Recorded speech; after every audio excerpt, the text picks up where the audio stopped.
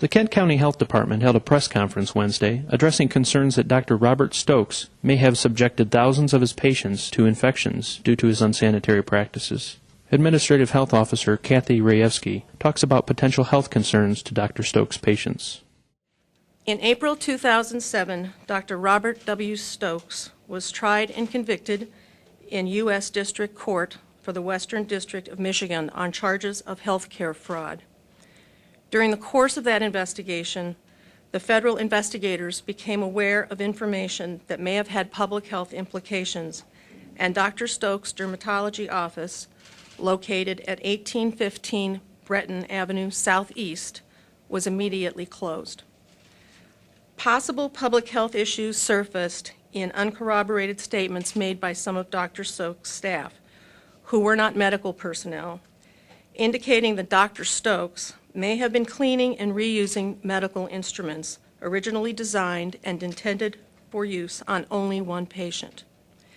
These instruments included scalpels, syringes, gloves, and suture materials. Dr. Stokes allegedly placed the scalpels and suture material in a sterilizing solution before they were used on other patients, and while this sterilizing solution has proven to be effective against bloodborne viruses, it is not a standard accepted medical practice for medical instruments that penetrate skin. For example, it has been alleged that Dr. Stokes would open a pack of suture material, stitch up one patient, put the remaining thread that had already gone through that patient into a sterilizing solution, then use the remaining thread to stitch up the next patient. Statements indicated that the use of traditional sterilization techniques stopped approximately 13 years ago. The public health investigation has been hindered by the fact that there was and continues to be an ongoing criminal investigation in which Dr. Stokes' office staff are represented by legal counsel. The statements made by Dr. Stokes' employees remain largely uncorroborated throughout this time. While we were unable to conduct the kind of public health investigation we would like, we worked very collaboratively with the U.S. Attorney's Office, and by the end of October, we felt we had sufficient confirmation of the events to go forward with this public health alert.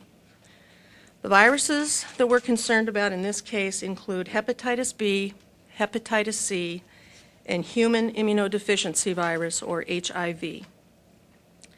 It is very important to note that while a risk assessment conducted by the Kent County Health Department indicates that the chances of acquiring these infections through procedures performed by Dr. Stokes are very slight, they are not zero. To be prudent, we are recommending that anyone who underwent a surgical procedure performed by Dr. Stokes in the last 15 years consult with their physician and be tested for hepatitis B, hepatitis C, and HIV.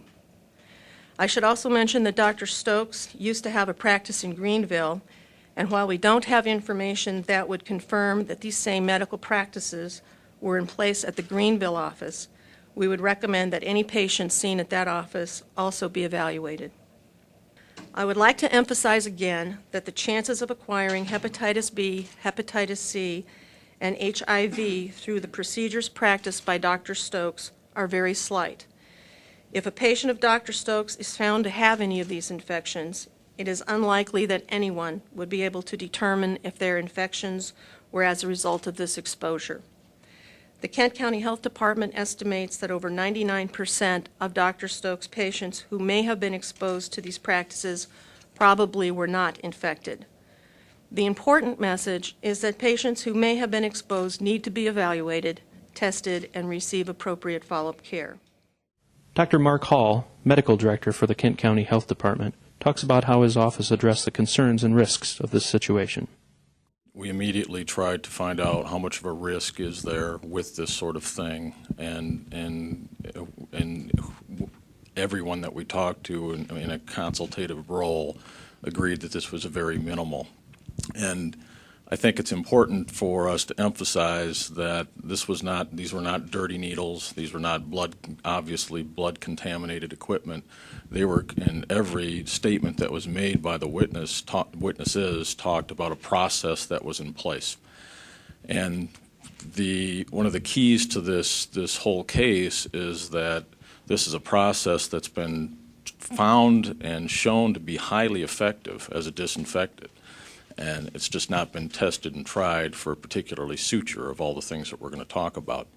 And so there's some data limiting to exactly the degree of exposure we had, but there's no reason to really think that the process that was in place, it wasn't going to be highly effective in cleaning things. So we had to balance that versus, and we had witnesses who, when we asked them to sign their statement, and these are untrained people, said no, that they were not willing to put their name on what they said happened. And so we had considerable concern about what really took place, coupled with what we felt was a very small risk.